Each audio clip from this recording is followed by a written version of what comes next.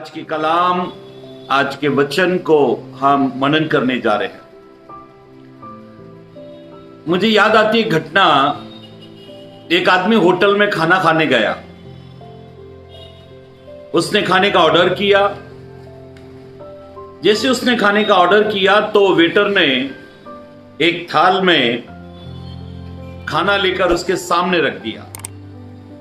जैसे ही खाना आया, उसने खाने के लिए प्रार्थना की, धन्यवाद दिया और उसने आंखें बंद की और परमेश्वर को उस भोजन के लिए थैंक्स बोलने लगा, धन्यवाद करने लगा। जब वो धन्यवाद दे रहा है, प्रार्थना कर रहा है, सामने बैठे हुए एक व्यक्ति ने उससे पूछा, भाई साहब, आपके सामने इतना अच्छा भोजन आया, ये भोजन आने के बाद में आप ये क्या कर रहे थे? उसने कहा कि मैं प्रार्थना करके परमेश्वर को धन्यवाद दे रहा था। अब प्रार्थना करके धन्यवाद, ये क्या होता है प्रार्थना धन्यवाद? उसने कहा कि जब भी प्रभु मुझे कोई चीज देता है, जब भी प्रभु कोई मुझे चीज देता है, तो मैं सबसे पहले उस चीज के लिए धन्यवाद देता हूं। जब इसने ऐसा कहा कि वो जब भी प्रभु कोई मुझे चीज देता है, मैं उसके लिए धन्यवाद देता हूं, और मैं 3 बात के लिए धन्यवाद दे रहा था। जब खाना मेरे सामने, भोजन मेरे सामने आया, तो मैं 3 बात के लिए धन्यवाद दे रहा था। उसने पूछा, 3 बात? कौन कौन सी बात? उसने कहा, सबसे पहले ये भोजन, ये खाना खरीदने के लिए प्रभु ने मुझे पैसे दिए। दूसरी बात, मुझे कोई बीमारी नहीं। तीसरी बात, खाना जो है मेरे अंदर जाते ही डाइजेस्ट हो जाता है, पच जाता है। इन सभी बातों के लिए मैं प्रभु को धन्यवाद दे रहा था। वो व्यक्ति को बहुत अच्छा लगा। उसने कहा, हाँ, सच में ऐसा करना चाहिए। फिर उस व्यक्ति ने इस प्रार्थना करने वाले, धन्यवाद देने वाले व्यक्ति से पूछा, क्या आपके घर में सब लोग ऐसा करते? उसने कहा, हाँ, हमारे घर में जैसे खाना आता है, सब लोग थैंक्स बोलते हैं प्रभु को, धन्यवाद प्रभु, आपने ये भोजन दिया, धन्यवाद आपका। ऐसे हम सब लोग प्रार्थना करते, सभी लोग थैंक्स बोलते। लेकिन एक नहीं बोलता, हमारे घर में एक नहीं बोलता, परमेश्वर को धन्यवाद नहीं देता, प्रार्थना नहीं करता। ये आदमी ने बोला, वो कौन है? वो कौन है जो आपके घर में रहता है, आप सभी लोग थैंक्स बोलते हैं, आप सभी लोग परमेश्वर को प्रार्थना करते, वो क्यों नहीं करता? वो कौन है? तो उसने कहा, वो हमारे घर का कुत्ता है, वो हमारे घर का डॉग है। वो कभी भी थैंक्स नहीं बोलता, जैसे खाना रखा सीधा खाना चालू कर देता है। मेरी बहनों, मेरे भाइयों, परमेश्वर के अभिषिक्तो, हर बात में, चाहे वो आपको प्रभु ने 1 रुपया दिया हो या 1 करोड़ दिया, आपकी नीड को, आपकी जरूरत को जब प्रभु ने पूरा किया, तब उसके लिए प्रभु को थैंक्स बोलना चाहिए, धन्यवाद बोलना चाहिए। अगर हम धन्यवाद नहीं बोलते, अगर हम थैंक्स नहीं बोलते, तो मुझे वो होटल में जिस व्यक्ति ने खाने के लिए धन्यवाद दिया, लेकिन उसके घर में एक ने धन्यवाद नहीं दिया, मुझे वो याद आ जाता है। जो थैंक्स नहीं बोलते, मुझे वो याद आ जाता है, वो धन्यवाद नहीं देता। जो धन्यवाद नहीं देता, वो व्यक्ति के समान है। हम सब हर बात के लिए परमेश्वर को थैंक्स बोलना चाहिए, धन्यवाद बोलना चाहिए। परमेश्वर, आपने ये चीज मुझे दी, थैंक्स प्रभु। पवित्र ग्रंथ बाइबल में ऐसा लिखा है, पढ़ेंगे भजन संहिता 50, साम्स चैप्टर 50, भजन संहिता अध्याय 50 और 9 से पढ़ेंगे। Psalms chapter 50 verse 9 to 12।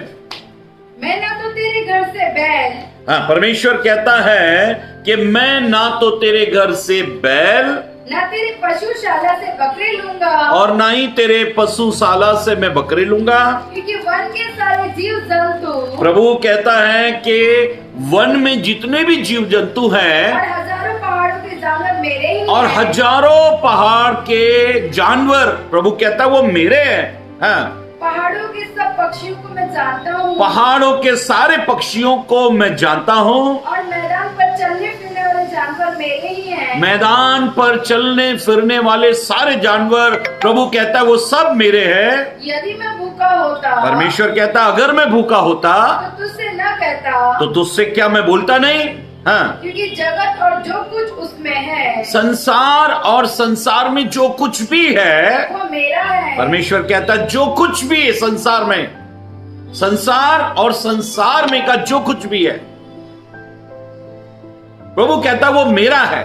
हाँ, क्या मैं बैल का मांस खाऊं, परमेश्वर कहता है क्या मैं बैल का मांस खाऊं, या बकरों का लहू पीऊं? क्या मैं बकरों का लहू पीऊं? परमेश्वर को धन्यवाद ही का बलिदान चढ़ा, परमेश्वर को धन्यवाद ही का बलिदान चढ़ा, और परम प्रधान के लिए अपनी मन्नतें पूरी कर, और परम प्रधान के लिए अपनी मन्नतों को पूरा कर। मेरी बहनों मेरे भाइयों, परमेश्वर के अभिषिक्तो, पवित्र ग्रंथ बाइबल में लिखा है कि परमेश्वर को धन्यवाद ही का बलिदान चढ़ा। परमेश्वर को एक ही भेंट बहुत अच्छी लगती है, एक ही बलिदान बहुत अच्छा लगता है, और वो है धन्यवाद का बलिदान। जब भी प्रभु हमारे लिए कुछ काम करता है, थैंक्स बोलना चाहिए, धन्यवाद बोलना चाहिए। दाऊद ऐसा कहता है, भजन 103 पहले पद से पढ़ेंगे, साम्स चैप्टर 103 वर्स 1 and 2। हे मेरे मन यहोवा को धन्य कर, अरे हे मेरे मन तू यहोवा को धन्य कर, और जो कुछ मुझ में है, और जो कुछ भी मुझ में है, उसके पवित्र नाम को धन्य कर। जो कुछ मुझ में है। मेरी आंख देख रही है, मेरी नाक बराबर सूंघ रही है, मेरा मुंह बराबर आवाज दे रहा है, बोलता है, मेरे कान बराबर सुन रहे हैं, मेरा हार्ट बराबर फंक्शन कर रहा है, मेरा दिल बराबर फंक्शन कर रहा है, मेरे हाथ पैर चल रहे हैं। इन सब बातों के लिए परमेश्वर को थैंक्स बोलना चाहिए। हे मेरे मन तू यहोवा को धन्य कह, और जो कुछ मुझ में है उसके पवित्र नाम को धन्य कह। हाँ, हे मेरे मन यहोवा को धन्य कर, हे मेरे मन यहोवा को धन्य कह, और उसके किसी उपकार को न भूलना, उसके किसी उपकार को न भूलना, वही तो तेरे सब अधर्मों को क्षमा करता। बाइबल कहती है, परमेश्वर का कलाम कहता है, हे मेरे मन तू यहोवा को धन्य कह, और उसके किसी भी उपकार को नहीं भूलना। जो भी प्रभु मेरे और आपके जीवन में काम करता है, वो उसके उपकार है, वो उसके काम है। याद रखो, मैं और आप 1% भी इस लायक नहीं है, 1% भी इस लायक नहीं कि प्रभु मेरे और आपके जीवन में कुछ काम करे, लेकिन थैंक्स बोलना चाहिए प्रभु को कि वो हम पापी गुनहगार लोगों पर निरंतर अनुग्रह करता है, हमसे प्यार करता है। उसने सबसे ज्यादा मोहब्बत तब की जब हम पापी थे, उसने सबसे ज्यादा प्यार हमसे तब किया जब हम गुनहगार थे। उसने हमारे स्थान को, यीशु ने मेरे और आपके स्थान को, जो क्रूस का स्थान था वो मेरे और आपका स्थान था, वो उसने खुद ले लिया। वो कीले, वो कांटों का ताज जो मेरे और आपके लिए था, उसने खुद ले लिया। मुझे और आपको गुनाहों से फ्री करने के लिए, उद्धार, सैल्वेशन, नजात देने के लिए उसने अपने आप को क्रूस पर दे दिया। अब कितना थैंक्स, कितना धन्यवाद उसको कहना चाहिए। इसलिए दाऊद बादशाह कहता है, हे मेरे मन तू यहोवा को धन्य कह, और उसके किसी भी उपकार को ना भूलना। पवित्र ग्रंथ बाइबल में ऐसा लिखा है, परमेश्वर का कलाम ऐसा कहता है, पढ़ेंगे विलाप गीत की किताब 3 अध्याय 22 पद, book of Lamentation chapter 3 verse 22। विलाप गीत 3 अध्याय पद 22। हाँ, हम मिट नहीं गए, हम मिट नहीं गए, यह यहोवा की महाकरुणा का फल है। हम मिट नहीं गए, ये यहोवा परमेश्वर की महाकरुणा का फल है। मेरी बहनों मेरे भाइयों, जैसे आप सुबह उठते हो, जैसे मॉर्निंग में जैसी आपकी आंख खुलती है, तब ये वचन बोलना चाहिए। लैमेंटेशन चैप्टर 3 वर्स 22, विलाप गीत 3 अध्याय 22 पद, हम मिट नहीं गए, ये यहोवा की महान करुणा का फल है। सुबह उठते ही कितने लोग हैं जिन्होंने आज के दिन को नहीं देखा, लेकिन हमने वो दिन देखा, तो हमको क्या बोलना चाहिए प्रभु को? थैंक्स प्रभु। हाँ, क्योंकि उसकी दया अमर है। क्योंकि उसकी दया अमर है।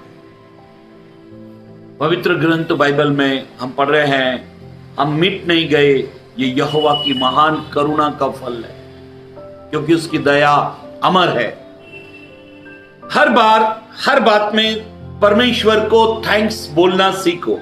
परमेश्वर कहता है, आकाश के पक्षी मेरे, वन में जितने भी जीव जंतु प्राणी हैं वो सब मेरे हैं।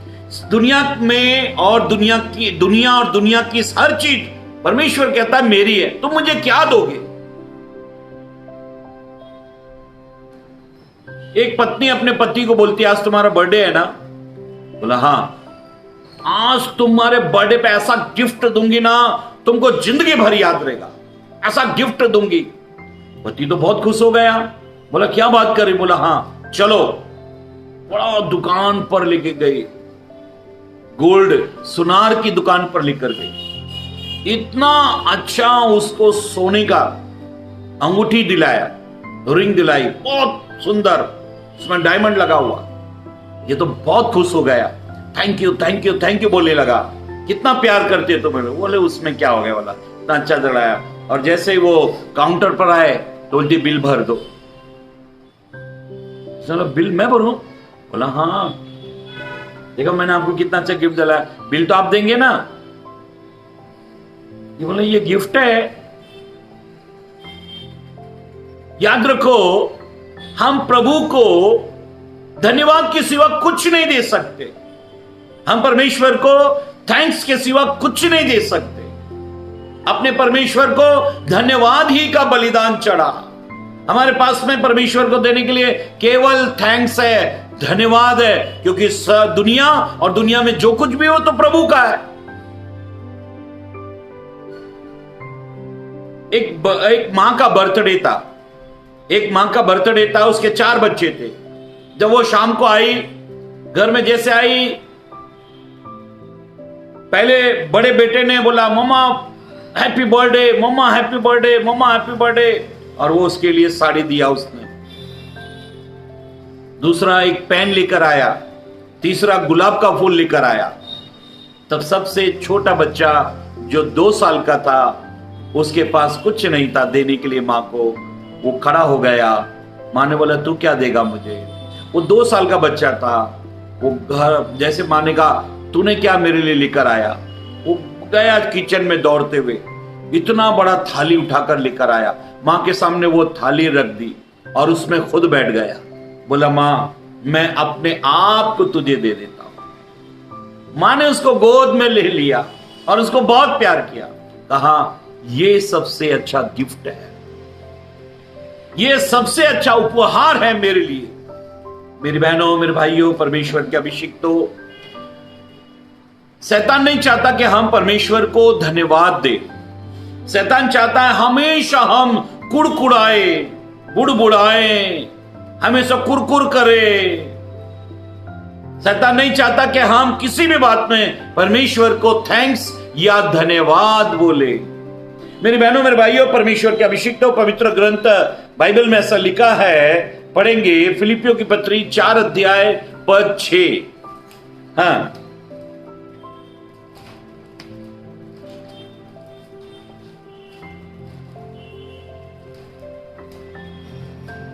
किसी भी बात की चिंता मत करो। हाँ, किसी भी बात की चिंता मत करो, परंतु हर एक बात में तुम्हारे निवेदन, हर एक बात में तुम्हारे निवेदन, प्रार्थना और विनती के द्वारा धन्यवाद के साथ परमेश्वर के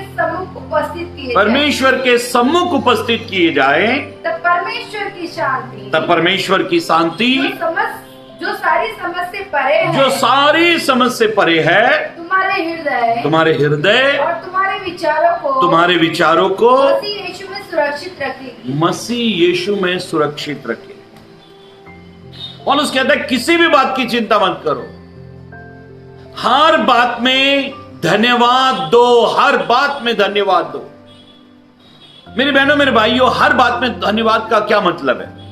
कभी कभी दुख आते हैं, तकलीफ आती है, पीड़ा आती है, हम बीमार पड़ जाते हैं, तो फिर हम तब कैसे धन्यवाद दे सकते हैं? अगर आप बीमार हो, अगर आप तकलीफ में हो, तो फिर धन्यवाद कैसे? और उसके कहता हर बात में धन्यवाद दो। अभी हर बात में धन्यवाद कैसे दें? एक एग्जाम्पल मैं आपको, एक सच्ची घटना मैं आपको बताता हूं। हमारे यहां पर विट्ठलवाड़ी करके एक स्टेशन है, विट्ठलवाड़ी ईस्ट में। स्टेशन से लगकर ही कुष्ठ रोगी कोड़ियों की झोपड़पट्टी, ऐसा घर वगैरह बनाकर रखा है। सारे कुष्ठ रोगी और जितने भी कोड़ी लोग हैं वो सब वहां पर रहते हैं, स्टेशन के बिल्कुल बाजू में, ईस्ट में। एक दिन एक पास्टर वहां प्रार्थना करने आया। एक के घर में उसने प्रार्थना की। प्रार्थना करने के बाद में उसने कहा कि मैं कल फिर आऊंगा प्रार्थना करने। वो लोग ने कहा हाँ साहब आओ ना, बहुत अच्छा लगा हमको आपने प्रार्थना की। वो आदमी ने हाथ जोड़ा, बोला साहब आओ आओ। दूसरे दिन ये पास्टर गया, प्रार्थना की। प्रार्थना जैसे समाप्त हुई, वो आदमी जिसके घर में प्रार्थना हुई थी, वो आदमी ऐसे बोलने लगा, साहब धन्यवाद आप आए, हम कोड़ी लोग के घर पे कौन आता है, साहब धन्यवाद आप आए, ऐसा बोलने लगा। तभी पास्टर ने देखा कि उसकी एक उंगली नहीं है, कोड़ी की एक उंगली नहीं है। पास्टर ने बोला अरे ये तुम्हारा एक उंगली किधर गया? कल मैं आया तो सब उंगली बराबर थी, आज एक उंगली तुम्हारा किधर है? वो कोड़ी देखने लगा, अरे हाँ एक उंगली किधर गया? तो उसके वाइफ को बोला ये देख मेरा एक उंगली नहीं है।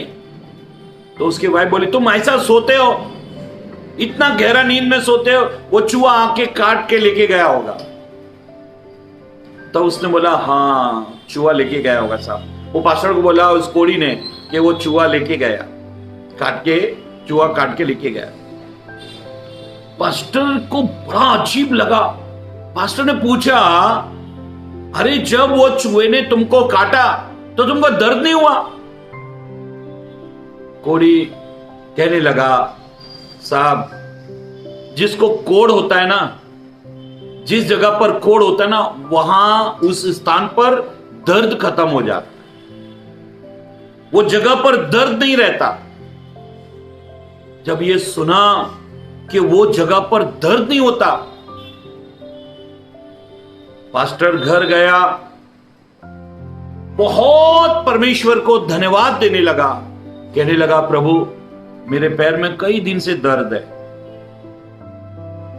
और मेरा विश्वास कम हो रहा था कि प्रभु मैंने कितनी बार प्रार्थना की, दर्द क्यों नहीं जाता? मेरा विश्वास कम हो रहा था, लेकिन प्रभु आज मेरा विश्वास बढ़ गया, क्योंकि अगर पैर में दर्द नहीं होता तो चूहा आकर काट के लेके जाता और मुझे मालूम नहीं पड़ता। मेरी बहनों मेरे भाइयों, परमेश्वर के अभिषिक्तों, अगर आपके बदन में दर्द होता है, अगर आपको तकलीफ होती है, इसके लिए भी धन्यवाद दो कि मेरे बदन में जब मैं दर्द होता है उसके लिए भी धन्यवाद देना चाहिए। अगर दर्द नहीं होगा तो चूहे क्या करेंगे? आपकी उंगली काट कर ले जाएंगे। इसलिए पौलुस कहता है हर बात में धन्यवाद दो, हर बात में परमेश्वर को थैंक्स बोलो, धन्यवाद बोलो। पवित्र ग्रंथ बाइबल में परमेश्वर के कलाम में ऐसा लिखा है, एक पद को पढ़ेंगे, भजन 30, साम्स चैप्टर 30, भजन 30 और 11 और 12 पद को पढ़ेंगे। हाँ, तूने मेरे लिए विलाप को नृत्य में बदल डाला। तूने मेरे विलाप को नाचने में, नृत्य में बदल डाला। तूने मेरा टाट उतरवा कर, तूने मेरे टाट को उतरवा कर, जब यहूदी लोग शोक करते थे तो वो टाट ओढ़ लेते थे, तूने मेरे टाट को उतरवाकर मेरी कमर में आनंद का पटुका बांधा यहूदी है। लोग जब बहुत आनंदित होते थे तो कमर में पटुका बांध लेते थे। दाऊद बादशाह कहता है तूने मेरे टाट को उतारकर मेरी कमर में आनंद का पटुका बांधा है, ताकि मेरी आत्मा तेरा भजन गाती ताकि रहे मेरी आत्मा तेरा भजन गाती रहे और कभी चुप ना हो। और कभी चुप ना हो। हे मेरे परमेश्वर यहोवा, हे मेरे परमेश्वर यहोवा, मैं सर्वदा तेरा धन्यवाद करता मैं हूँ। सर्वदा तेरा धन्यवाद करूंगा। मेरी आत्मा चुप ना हो, मैं सर्वदा तेरा धन्यवाद करूंगा। हर बात में धन्यवाद। चोरी हो गई, धन्यवाद प्रभु। चोट लग गई, धन्यवाद प्रभु। एक दिन खाना नहीं मिला, धन्यवाद प्रभु। ट्रेन छूट गई, धन्यवाद प्रभु। हर बात में धन्यवाद। देखो ये दुनिया प्रभु चला रहा है और दुनिया में जो कुछ भी होता है, याद रखो एक बात, यीशु ने कहा तुम्हारे सर के बाल भी गिने हुए हैं। अगर बाथरूम में आप नहाते समय एक बाल गिर गया, ये नहीं समझना प्रभु को मालूम नहीं है। प्रभु को सब मालूम है। आज मेरे बेटे के 3 बाल गिर गए, आज मेरे बेटे के 5 बाल गिर गए, प्रभु को सब मालूम, क्योंकि एक एक बाल गिना हुआ है।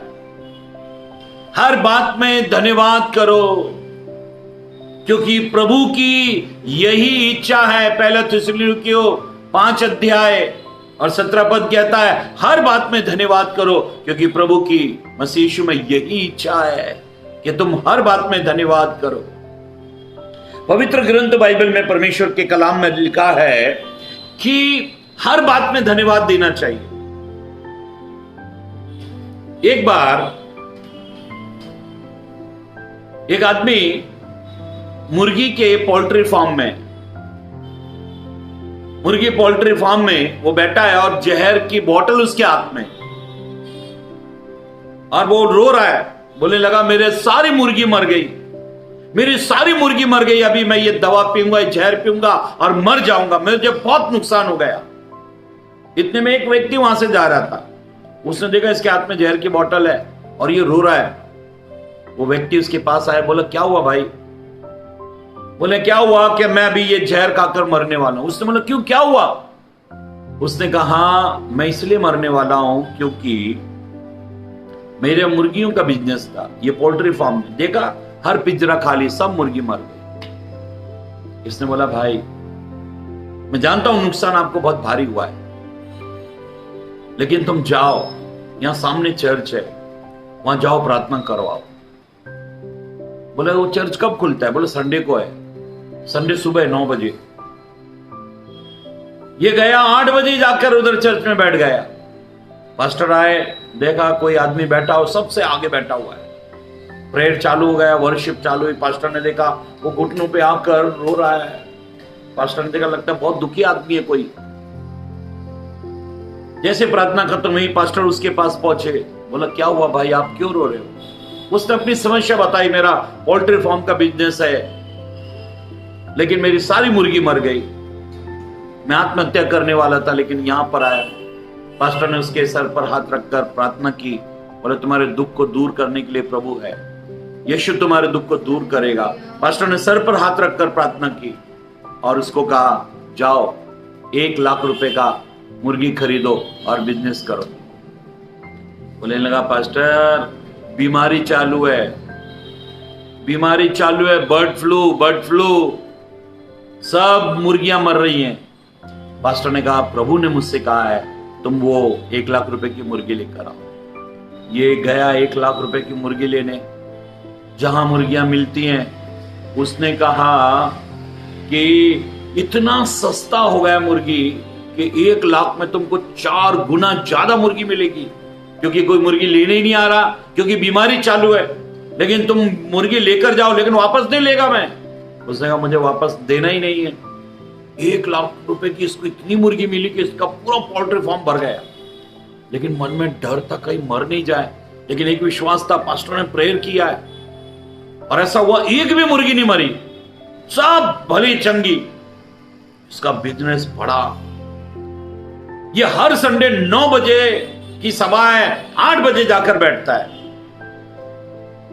लेकिन जैसे जैसे बिजनेस बढ़ने लगा वैसे वैसे प्रार्थना में जाना कम होने लगा, जाने मारने लगा, छुट्टी लेने लगा, चर्च नहीं जाता था, संगति नहीं करता था। धीरे धीरे महीने में 4 बार होते तो 3 बार जाने लगा, फिर 2 बार जाने लगा, फिर 1 बार जाने लगा और फिर साल में 1 बार जाने लगा। एक दिन देखा पास्टर ने वो आता ही नहीं है। 2 साल के बाद में पास्टर ने देखा कि वो व्यक्ति 8 बजे आकर बैठ गया। पास्टर ने कहा अरे 2 साल बाद आया, आकर बैठा है और बहुत रो रहा है। जैसे सभा खत्म हुई पास्टर ने पूछा क्या हुआ? तो पास्टर साहब प्रार्थना करो, सब मुर्गी मर गई, सब मुर्गी मर गई। पास्टर ने बोला अभी प्रार्थना नहीं होगी भाई, क्योंकि मुर्गी का बिजनेस बढ़ेगा, तेरे पास बहुत धन दौलत आएगा, फिर तो प्रभु से दूर हो जाएगा। दुख तुझे परमेश्वर के निकट लेकर आए थे, लेकिन प्रभु ने जब तुझे सुख दिया तो तू भाग गया। उसने वायदा किया पास्टर जी अभी मैं कभी ऐसा नहीं करूंगा, हर बात में प्रभु के साथ में रहूंगा। मेरे बहनों मेरे भाइयों, परमेश्वर के अभिषिक्त हो, पवित्र ग्रंथ बाइबल में हम पढ़ रहे हैं हर बात में परमेश्वर को धन्यवाद दो। क्यों देना चाहिए धन्यवाद? पवित्र ग्रंथ बाइबल में हमने पढ़ा क्योंकि वो हमारे और रोने को, हमारे आंसुओं को नृत्य में, नाचने में बदल देता है। हमारे ऊपर से टाट को उतारकर वो हमारी कमर में आनंद के पटुके को बांध देता है। मेरे बहनों मेरे भाइयों, प्रभु सुख देता है, इसलिए हर बात में प्रभु को धन्यवाद, थैंक्स बोलना चाहिए। पवित्र ग्रंथ बाइबल में, पवित्र शास्त्र बाइबल में ऐसा लिखा है। पढ़ेंगे एक पद को, भजन 30 और उसका 9 पद पढ़ेंगे। जब मैं कब्र में चला जाऊंगा। अभी परमेश्वर को कब धन्यवाद देना चाहिए? दाऊद कहता है जब मैं कब्र में चला जाऊंगा तब मेरे लहू से क्या लाभ होगा? तब मेरे लहू से क्या लाभ होगा? क्या मिट्टी तेरा धन्यवाद कर क्या सकती मिट्टी है? तेरा धन्यवाद कर सकती है? क्या वह तेरी सच्चाई का प्रचार कर क्या वो तेरी सच्चाई का प्रचार कर सकती है? बाइबल कहती है, परमेश्वर का कलाम कहता है, मरने से पहले तुम्हारे जीवन में निरंतर धन्यवाद धन्यवाद धन्यवाद करना चाहिए। याद रखो ये जीवन धन्यवाद के लिए, हर बात में धन्यवाद। मरने के बाद धन्यवाद हम दे नहीं पाएंगे, क्योंकि वहां स्वर्ग में धन्यवाद नहीं चलता। इस पृथ्वी पर धन्यवाद, थैंक्स बोलना चाहिए प्रभु को। हर बात के लिए धन्यवाद कहना चाहिए। परमेश्वर धन्यवाद, परमेश्वर धन्यवाद, आपने एक अच्छा मकान दिया, अच्छी पत्नी, अच्छे बच्चे दिए, अच्छी नौकरी दी प्रभु जी, आपने तंदुरुस्ती दी, आपने हमारे खाने पीने का इंतजाम किया, थैंक्स प्रभु। ज्यादा हमारी 15 मिनट की प्रार्थना में 14 मिनट थैंक्स होना चाहिए। हम क्या करते हैं? 15 मिनट की प्रार्थना में 14 मिनट तो हम मांगते हैं, 1 मिनट के लिए धन्यवाद बोलते। पवित्र ग्रंथ बाइबल में दाऊद कहता है कि मैं जी चाहता है कि मैं गिन गिन कर तुझे धन्यवाद दूं तेरे उपकारों के लिए, लेकिन तूने मेरे जीवन में इतने उपकार किए कि उनकी गिनती नहीं हो सकती। पवित्र ग्रंथ बाइबल में, परमेश्वर के कलाम में, परमेश्वर के वचन में हम पढ़ते हैं कि परमेश्वर को हर बात में धन्यवाद देना चाहिए। अभी परमेश्वर को कहां धन्यवाद दें? पढ़ो भजन 116, साम्स चैप्टर 116 वर्स 18 एंड 19, 18 और 19 पद। भजन 119 उसका भजन 116, 18 और 19 पद।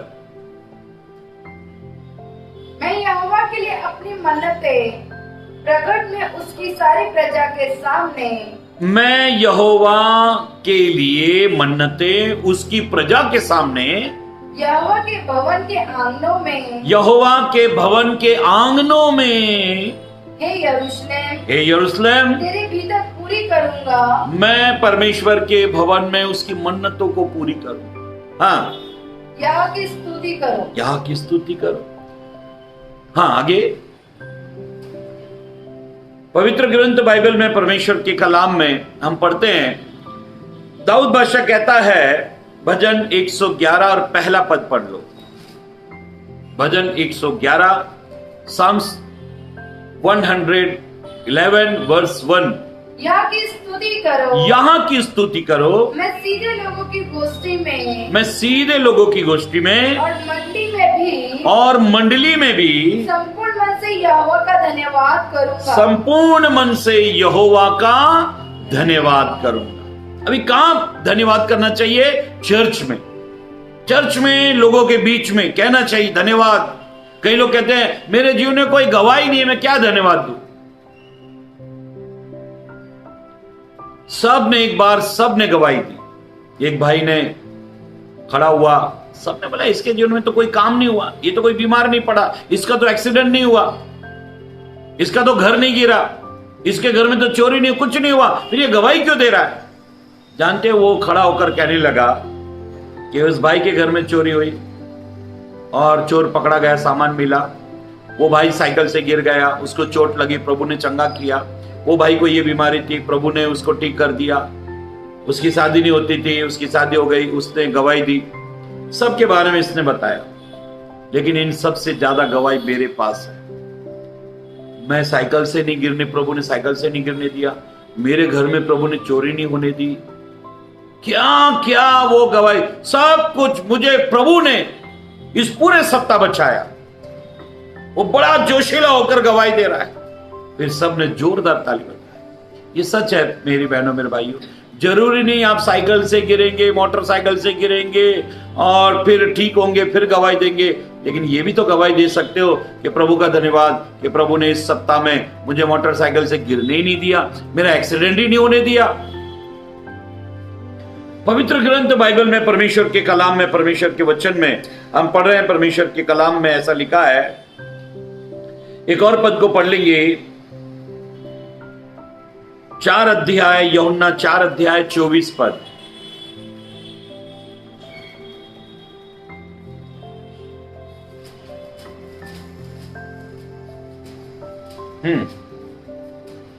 यूहन्ना 4 अध्याय 24 पद।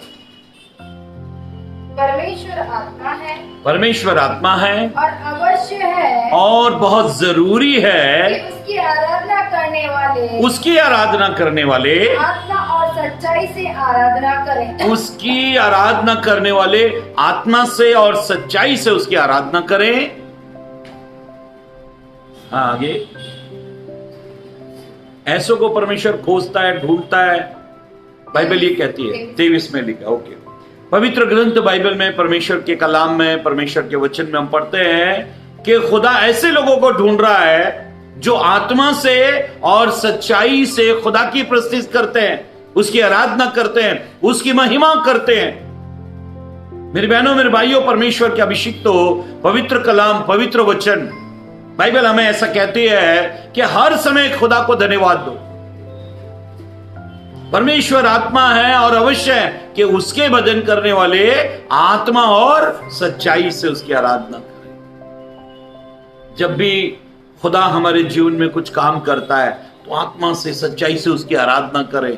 खुदा ने मेरे जीवन में कितना संपूर्ण जीवन को मेरे कितने अद्भुत रीति से प्रभु ने मुझे संभाल लिया। प्रभु को धन्यवाद देना चाहिए। पवित्र कलाम में ऐसा लिखा है, पढ़ेंगे भजन 116 और 8 पद।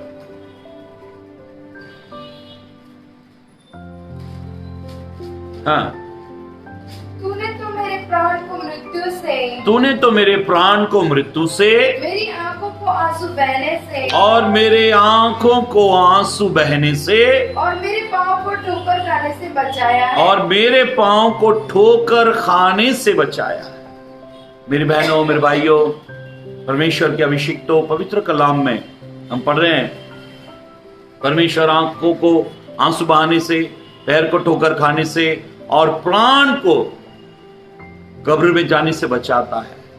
हर दिन प्रभु को सुबह उठते ही कहना चाहिए, प्रभु आज मेरी आंख में आंसू नहीं, प्रभु आज मैं कब्र में नहीं, और प्रभु आज मैंने ठोकर नहीं खाई।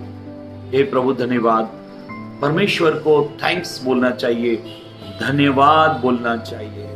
एक भाई